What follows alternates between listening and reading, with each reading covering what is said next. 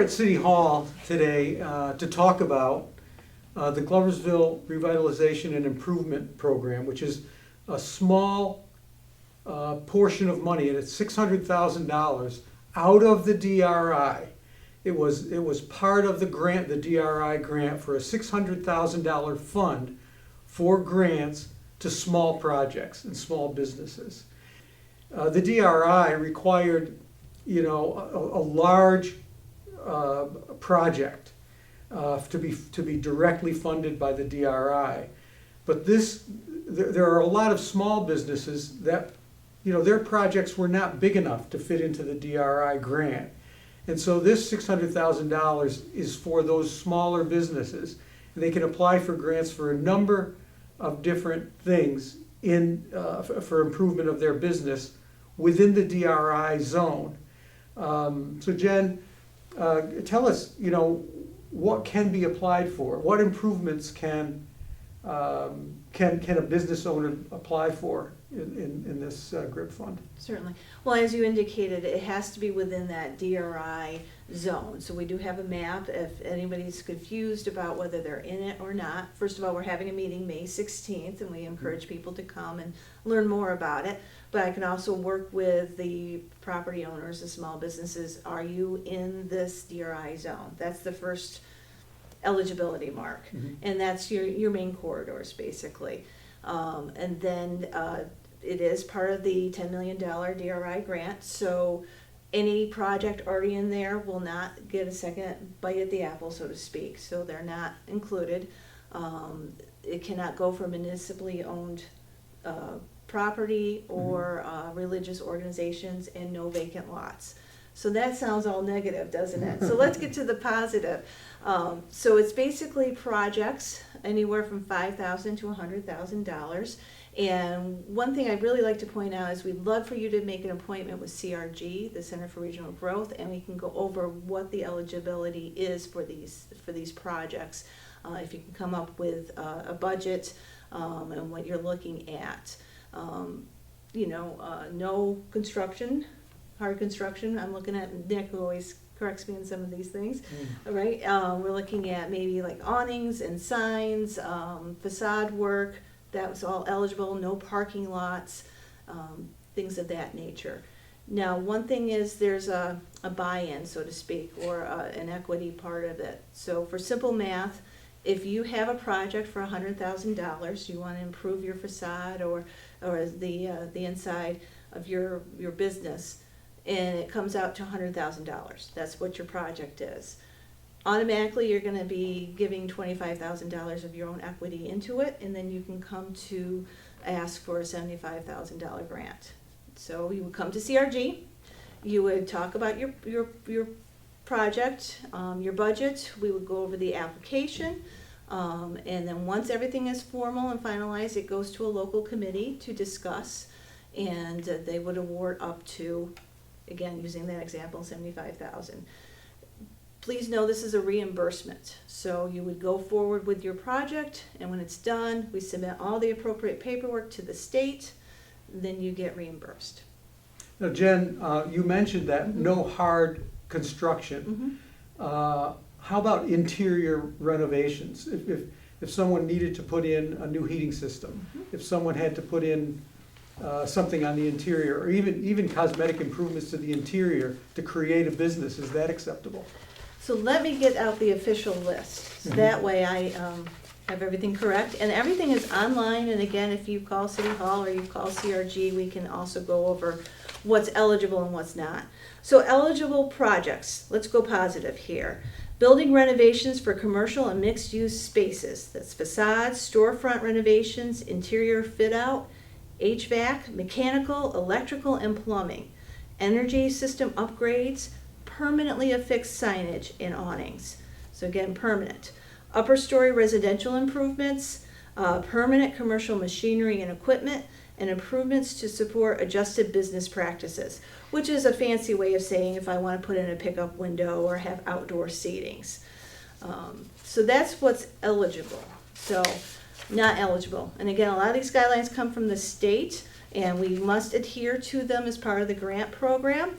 Cannot use for acquisition costs, no new construction improvements to structures owned by religious or private membership-based organizations, improvements to municipally owned and operated buildings. While business equipment is eligible if it is a fixed permanent part of the building, movable equipment is not eligible. So again, it gets really detailed, and that's why we would love for people to come in and discuss exactly what they're looking at. Funds may not be used for site work, septic systems, lateral grades, parking lots, sidewalks, patios, decks, garages, sheds, landscaping, fences, freestanding signs, general maintenance, or repairs. Also, building additions are not eligible. Yeah, You can do just about any kind of remodeling to an existing building, but you can't do an addition and you can't do new construction. So that's the key there, right, Nick, is Right. new. yeah. New construction New is not. construction, additions onto an existing building, it's new.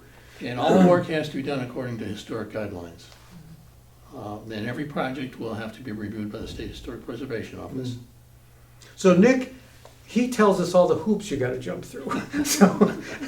So he's, but I'll tell you, and he knows every one of those hoops, but the thing is, to keep in mind that even though there are, sort of exacting things that you have to do, we're all here to shepherd you through that process and help you through it. So, Nick, what's the process when somebody applies for this? Well, the first thing that we have to do is establish that that you own the building. We need a copy of the deed. You also need to be current with your property taxes, and that the building is properly insured. Now, in some instances, we may have a case where it's the tenant who's the most interested in making the improvements. That's okay, as long as there's a formal agreement between the owner of the building, the landlord, and the tenant. So that would be the tenant would have to put in the 25% match. And if the whole project was $100,000, as Jennifer said, $75,000 would be grant funded as a reimbursement after the project is completed. Right. And again, once the applicant comes in, we'll go over in detail about keeping receipts and how to keep track of what is reimbursable, because we want to make sure everybody gets paid. We want to make sure this is a very successful program. Right. Yeah. A lot of times people who are doing their own projects, their own funding, they don't keep copious notes. And Nick has told me and several other people many times that bookkeeping is really, really important when you're dealing with public money. You have to have a paper trail for just about everything, right, Nick? In order to be eligible for reimbursement, every single penny has to be documented with invoices, contracts, and copies of canceled checks. Another point, any payments made with cash or credit cards don't count. The state will simply discard those and not even count them in terms of getting reimbursed. Yeah, so in today's world, I meet a lot of younger people who never had a checkbook, don't have a checkbook. They do everything online. For these purposes, you have to have a checking account and a checkbook and copies of checks. You have to pay everything with a check. In fact, we've been telling the bigger DRI projects is similar. Get your own checking account for this project alone, and that way there's a really clear, fine line of where the money's going and where it's coming to, so to speak. So probably recommend the same thing with these smaller projects, or at least very designated funds for it. But again, it is exciting. I know we went through what's not eligible, but think revitalization, think improvements, think about your facades. Again, it's no new construction is the big key here, and no parking lots, no vacant lots. But think about what you want your storefront to look like. And it's also mixed use buildings, right? The commercial downstairs. Yeah, the state is encouraging mixed-use buildings where we have a commercial activity on the first floor and residential uses on the upper floors. A question I think that most people would be asking is, what if your whole project was fitting out residential units on the upper stories? Would that be okay? That is okay, yes. Okay, so it doesn't have to include a commercial aspect to it. It can be, but they're encouraging that the building be mixed use. The grant might be for, fitting out 2 new apartments upstairs. Yeah, if the commercial space is already in good condition, there's no need to do any work there. You can always do the upper floors. The one proviso is that when you're done, the building has to be safe and code compliant. You can't, if you've got a safety hazard on the first floor, you can't just do the apartments on the upper floors. The safety hazard on the first floor must be addressed. And it could be addressed in part of the, It could be addressed As as part part of of the the project. project, yeah. Yeah, absolutely. Yeah, they just don't wanna see like a house that's just been cut up into 4 apartments. You know, they wanna see the mixed use if possible, Mhm. or, you know, like you said, it doesn't have to be working on the commercial aspect, it can just be the apartments upstairs, but it's nice to see the downtown corridor, all of it looking better, looking more improved, looking Mhm. safe. yeah. And the whole idea, the whole vision for downtowns, and this is from the state down, but even in our own comprehensive plan, is that mixed use, so that you have, you know, interesting commercial businesses on the first floor, creating the sidewalk traffic, and then the upper stories being residential. Okay, so if you have questions, if you're interested, please either call or stop by the Center for Regional Growth at 34 West Fulton Street, and you can call 518-725-7700, extension 4.